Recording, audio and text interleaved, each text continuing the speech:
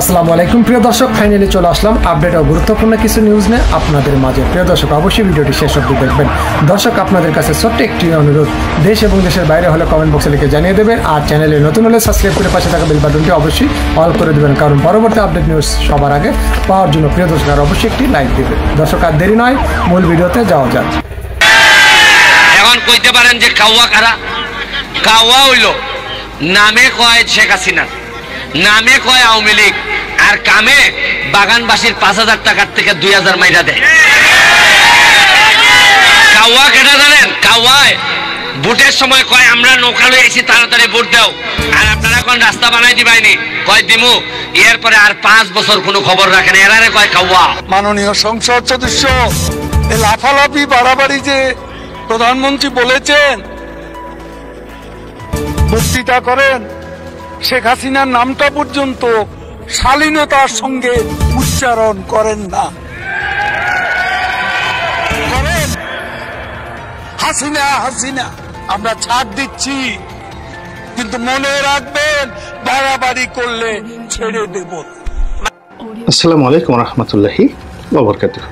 সম্মানিত দর্শক, মাননীয় প্রধানমন্ত্রী দেশরত্ন বঙ্গবন্ধু কন্যা জননেত্রী শেখ হাসিনার জন্য তার জীবন সায়াহ্নে এসে এই যে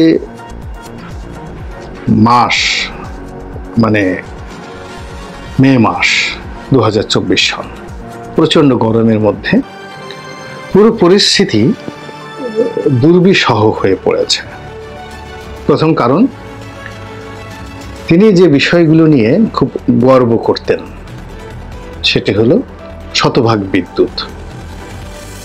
তো এই যে গরম পড়েছে, শহরের সেন্সিটিভ জায়গাগুলোতে নিয়মিত বিদ্যুৎ থাকছে, কিন্তু গ্রাম বাংলাতে মানে কি যে বিশ্রী একটা অবস্থা, সেখানে প্রচণ্ড গরমের মধ্যে বিদ্যুৎ প্রশ্নই আসে না। মাঝে মধ্যে আসে এবং 6-7 বার রাতে, 6-7 বার, দিনে 6-7 বার, 14 বার, অর্থাৎ 1 ঘন্টা পর পর সেখানে লোডশেডিং হচ্ছে, 1 ঘন্টা পর পর। এর ফলে কি হচ্ছে, কেউ মোবাইল চার্জ দিতে পারছে না, কেউ ব্যবসা বাণিজ্য করতে পারছে না, ঘরের স্বস্তি নেই, বাইরের স্বস্তি নেই, ছোট ছোট বাচ্চা ছেলে মেয়ের কান্নাকাটি করছে সারা রাত, ঘরে বাইরে অশান্তি, সব মিলিয়ে তছনছ অবস্থা। এবং এই খবরগুলো বিভিন্ন গোয়েন্দা সংস্থা কিন্তু আবার যখন তাকে জানাচ্ছেন, তিনি কিন্তু পেরেশান হয়ে পড়ছেন। এবং তার এই 80 বছর বয়স, এই সময়টিতে আমি তার যে তিনি ব্যাংককে গেলেন এলেন, তার যে হাঁটা চলা, এর মধ্যে দেখা যাচ্ছে যে তার মধ্যে বিষণ্ণতা কাজ করছে। 2 নম্বর হলো যে আমাদের ব্যাংকিং সেক্টরে যে ঘটনাগুলো ঘটছে, এটাও তিনি মিলাতে পারছেন না সমীকরণ। ব্যাংকগুলোকে তিনি বলছেন একত্র হওয়ার জন্য, মার্জ করার জন্য, এবং তার হুকুম পেয়েই তার যে অনুগত বাংলাদেশ ব্যাংকের গভর্নর জনাব আব্দুর রব মজুমদার সম্ভবত, বা তালুকদার, এরকম কিছু একটা হবেন, তো তিনি হুকুম দিলেন। এবং প্রথম হুকুম এক্সিম ব্যাংকের যিনি চেয়ারম্যান, প্রধানমন্ত্রী খুব ঘনিষ্ঠ লোক, তিনি একটা ব্যাংক নেবেন বলে তিনি ঘোষণা দিলেন, এবং সবচেয়ে সেটাই একটা বাজে ব্যাংক, পদ্মা ব্যাংক, সেটা ডক্টর মহিউদ্দিন খান আলমগীরের কুকর্মের ফসল।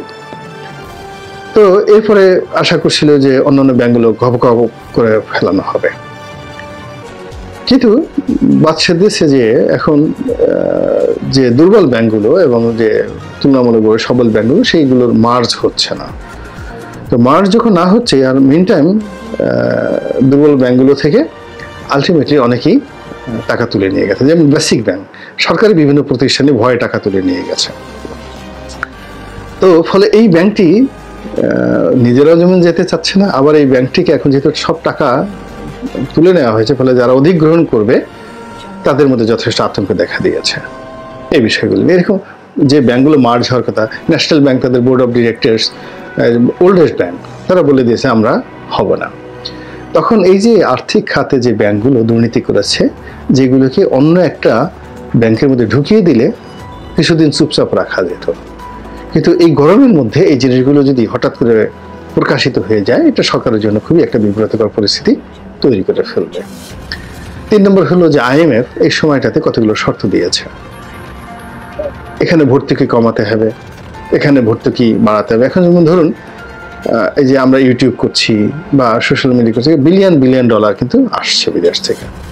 এখন বলতেছে যে 10% বা এখানে ট্যাক্স বসাতে হবে। এখন সরকার যদি এখানে ট্যাক্স বসায় তাহলে সে কি করলো, এই যারা যারা আউটসোর্সিং করছে তারা তাদের এই যে অ্যাকাউন্টে বাংলাদেশে না এনে তারা কি আমেরিকাতে নিয়ে গেল, সিঙ্গাপুর নিয়ে গেল, সেখান থেকে তারা হুন্ডি করে টাকা আনলো, তাদের লাভ আরো বেশি।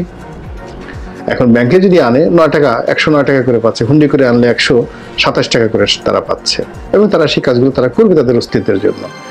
এখন IMF এর কথাও শুনতে হচ্ছে। আবার এইদিকে পুরো ফরেন রিজার্ভ যদি এই যে এখন যেভাবে আসছে ডলার প্রাইভেট ব্যাংকগুলোতে, আমরা যে বলি যে বিদেশ থেকে টাকা এসছে, এর মধ্যে কিন্তু একটা বিরাট অংশ, মানে সব যে কর্মচারী ভাই বোনেরা শ্রমিক ভাই বোনেরা পাঠাচ্ছে তা না, এই আউটসোর্সিং থেকে একটা বিরাট টাকা কিন্তু এর মধ্যে এই রেমিটেন্সের মধ্যে ধরা হচ্ছে, একত্র করে ফেলা হচ্ছে। অন্যদিকে এক্সপোর্ট কমে গেছে, মারাত্মক এক্সপোর্ট কমে গেছে, সেখান থেকে কোনো সুসংবাদ নাই। তো সব মিলিয়ে এই মাননীয় প্রধানমন্ত্রী ভালো অবস্থানে নেই। এর মধ্যে আবার শুরু হয়েছে উপজেলা নির্বাচন। এখন প্রধানমন্ত্রীর যে কতগুলো বাংলাদেশে এবং সারা দুনিয়াতে তার একটা পরিচিতি চলে আসছে, সেটা হলো আয়রন লেডি। তিনি শক্ত হাতে সবকিছু দমন করেন, শক্ত হাতে সবকিছু নিয়ন্ত্রণ করেন, এবং তার হুকুমের বাইরে সবাইকে মানে কেউ কারো যাওয়ার সাধ্য নেই, সবাইকে তার হুকুমের মধ্যে থাকতে হয়। এবং বিএনপি জামাত থেকে শুরু করে সমস্ত রাজনৈতিক দল তিনি যেভাবে চান সেভাবে হয়। তিনি যদি বলে দেন জিএম কাদের এইভাবে চলুন, সেভাবে জিএম কাদের চলতে বাধ্য। রসায়নের সাথে এভাবে ঘরে বসে থাকেন, ব্যাংককে চিকিৎসা করে আসেন, ওইভাবে হবে। তিনি যদি বলেন হাসানুল্লাহ কিনুকে যে আসেন মন্ত্রী করা হবে, তিনি যাবেন, বলবেন না যে আমি মন্ত্রী হব না। তিনি যদি বলেন যে না আপনার মন্ত্রীগিরি করার দরকার নেই, আপনি রাজপথে থাকেন, তিনি বলবেন যে আলহামদুলিল্লাহ এটাই আমার জন্য উত্তম। একইভাবে অন্যান্য যে রাজনৈতিক দলগুলো রয়েছে, সেটা তরিকত ফেডারেশন বলেন, জাকির পার্টি বলেন, যা যা বলেন, সবাই প্রধানমন্ত্রী করুণা ভাজন। এখন প্রধানমন্ত্রীর যে দল আওয়ামী লীগের বাইরে যে সকল রাজনৈতিক দল আছে, তারা কিন্তু প্রধানমন্ত্রীকে শ্রদ্ধা করে, মান্য করে, তার কথা শুনে এবং তাকে ভয় পায়, জমের মতো তাকে ভয় পায়। কিন্তু সমস্যা হয়ে গেছে তার নিজ দলের মধ্যে, আরো স্পষ্ট করে বললে নিজ পরিবারের মধ্যে, মানে within the circle of Sheikh family. এখন শেখ ফ্যামিলির মধ্যে যদি খুব বেশি মিল মহব্বত থাকতো, তাহলে শেখ সেলিম মন্ত্রী হতেন, আবুল হাসনাত আবদুল্লাহ মন্ত্রী হতেন, তার ছেলে মেয়র হতেন, তারপর নিক্সন চৌধুরী আওয়ামী লীগ থেকে মনোনয়ন পেতেন, এরকম আরো অনেক কিছু। শেখ হেলাল মন্ত্রী হতেন, শেখ হেলালের ছেলে পলক যদি মন্ত্রী হতে পারে, শেখ হেলালের ছেলে কেন মন্ত্রী হতে পারবে না? কিন্তু এই জিনিসগুলো আলোচনা হচ্ছে, এই বিষয়গুলো আলোচনা হচ্ছে। তো নিজের পরিবারের মধ্যে যে কত জিনিস ঘটনাগুলো ঘটে, এগুলো তো বাইরে বলা যায় না। আর লোকজন যেহেতু খুব সেন্সিটিভ একটা বিষয়গুলো নিয়ে আলোচনা মানুষ করতে পারে না, ফলে অ্যাজ এ হোল এটা তার মনে একটা বিরূপ প্রতিক্রিয়া সৃষ্টি করে।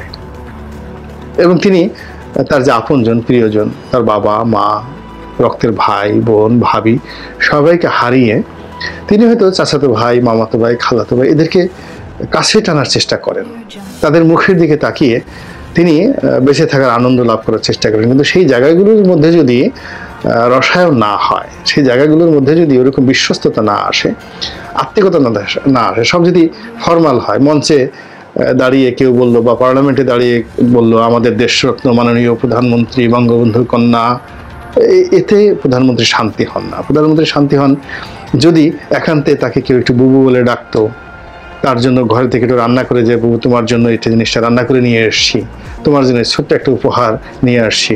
তো সেক্ষেত্রে দেখেন যে প্রধানমন্ত্রীর যে শাড়ি আছে, যে গহনা আছে, ঘড়ি আছে, অলংকার আছে, তিনি গত 10 বছরে যা খেয়েছেন, তার শেখ পরিবার থেকে ভালোবাসার সেই মিশ্রণ দিয়ে কে কয়টা উপহার দিয়েছেন, কে কয়দিন রান্না করে তার জন্য নিয়ে গেছেন আমি বলতে পারবো না। কিন্তু আমার শিওর যে কাজটা হয়নি, আমি থাকাকালীন অবস্থা আমি দেখিনি কখনো।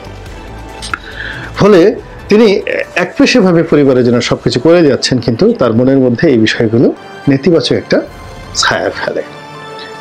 দ্বিতীয়ত, তার দলের মন্ত্রী বলেন, এমপি বলেন, উপজেলা চেয়ারম্যান বলেন, নেতাকর্মী বলেন, তারা যদি ইনু সাহেবের মতো তার কথা না মানেন, রওশন এরশাদের মতো তার কথা না মানেন, জিএম কাদেরের মতো না মানেন, বিএনপির যারা লোকজন রয়েছেন, বিএনপির মধ্যে তো অনেক সরকারি এজেন্ট রয়েছেন, তারা যেভাবে তার কথার মর্যাদা দেন সেভাবে যদি আওয়ামী লীগের লোকজন না দেন, তাহলে আপনি চিন্তা করেন তার কষ্টটা কি পরিমাণ, এবং তার সেই ইমেজ ক্ষুণ্ণ হওয়ার একটা পর্যায়ে চলে আসে। এবং তার যদি ইমেজ ক্ষুণ্ণ হয়, আওয়ামী লীগের কারো পিঠের চামড়া থাকবে? এখন তো সবাই আসলে শেখ হাসিনাকে সেল করে খাচ্ছে। শেখ হাসিনার বাইরে তাদের কোনো অ্যাসেট নেই, শেখ হাসিনা এবং বঙ্গবন্ধু। এখন বঙ্গবন্ধু ধরেন প্রেজেন্ট নাই, কিন্তু শেখ হাসিনা তো প্রেজেন্ট। উইদাউট শেখ হাসিনা এদের 2 পয়সার মূল্য নেই, 2 পয়সার মূল্য নেই। তো সেই মাননীয় প্রধানমন্ত্রী শেখ হাসিনা তার দলের নেতাকর্মীদেরকে একটা আহ্বান জানিয়েছেন যে উপজেলা নির্বাচনে কোনো মন্ত্রী এমপিদের আত্মীয় স্বজন যেন প্রার্থী না হয়। একটা সুন্দর জিনিস তিনি বলেছেন, যেন আওয়ামী লীগের লোকে নির্বাচন করুক, বাইরের লোক নির্বাচন করুক, যারা যারা আসে নির্বাচন, এটা একটা স্থানীয় সরকার নির্বাচন, ফ্রি ফেয়ার হোক। এমনি দামি নির্বাচন করে তার যথেষ্ট বদনাম হয়েছে, দুর্নাম হয়েছে, লোকজন কম আসছে, কেউ বলে 5%, কেউ বলে 8%, আবার কাগজ কলমে 42%। এগুলো মেলানো, হিসাব মেলানো ভীষণ রকম যন্ত্রণার ব্যাপার। এই সকল যন্ত্রণা তিনি আসলে উপজেলা নির্বাচনে দেখতে চান না। তো তিনি সেখানে একটা ফ্রি ফেয়ার ইলেকশন করবেন, লোকজন ঝাঁপিয়ে পড়বে, সবাই নির্বাচনে একটা আমেজ সৃষ্টি হবে, এবং এখানে 100% যদি আওয়ামী লীগ সৎ থাকে, এখানে তো আওয়ামী লীগের লোকই আসছে। এখন একটা পরিবারে যদি মন্ত্রী থাকেন, তার কেন উপজেলা চেয়ারম্যান লাগবে? তার ছেলেকে বানাতে হবে কেন? ভাগনাকে বানাতে হবে কেন? শালাকে বানাতে হবে কেন? এটার কোনো মানে হয় বলেন? স্ত্রীকে কেন বানাতে হবে? তো এই জিনিসগুলো প্রধানমন্ত্রী একটা সমতা আনতে চেয়েছিলেন, যে ঠিক আছে, অন্য একটা লোক পরিবারের বাইরে তুমি মনোনয়ন নিয়েছো এমপিতে, আচ্ছা অমুকে তোমার প্রতিদ্বন্দ্বী, সে উপজেলা নির্বাচন করুক। আবার উপজেলা নির্বাচন অমুক করেছে, মহিলা ভাইস চেয়ারম্যান, পুরুষ ভাইস চেয়ারম্যান অমুকে করুক, এর মধ্যে সবাই প্রোভাইড হোক। এর কারণ হলো তিনি যাদেরকে মন্ত্রী বানিয়েছেন, এমপি বানিয়েছেন, সে ঠিক আছে, বাকি অন্য যারা সবাই তো তার সন্তানের মতো। মা হিসেবে তিনি তো চাইবেন সবার মধ্যেই সেই জিনিসটি আসুক, মানে তার সব সন্তান দুধে ভাতে থাকুক। কিন্তু এটি হচ্ছে না। এটা কিছু লোক আছে যারা প্রধানমন্ত্রী এই সদিচ্ছার উপর, তারা ডিজায়ারের উপর তারা রীতিমতো জুলুম করছে। জুলুম করে এই উপজেলা নির্বাচনটিকে রক্তাক্ত, উত্তেজনাময় নয়, ঠিক অস্থিরতার মধ্যে ফেলে দিচ্ছে, এবং প্রধানমন্ত্রীর বদনাম হচ্ছে, এবং প্রধানমন্ত্রী কষ্ট পাচ্ছেন। এবং এখনো পর্যন্ত আমরা জানি না শেষ পর্যন্ত এই যে উপজেলা নির্বাচন, সেটা প্রধানমন্ত্রীর জন্য কি পরিণতি দেখে নিয়ে আসবে। আল্লাহ আমাদের সবাইকে হেদায়েত দান করুন আর হেফাজত করুন। আসসালামু আলাইকুম ওয়া রাহমাতুল্লাহি ওয়া বারাকাতুহু।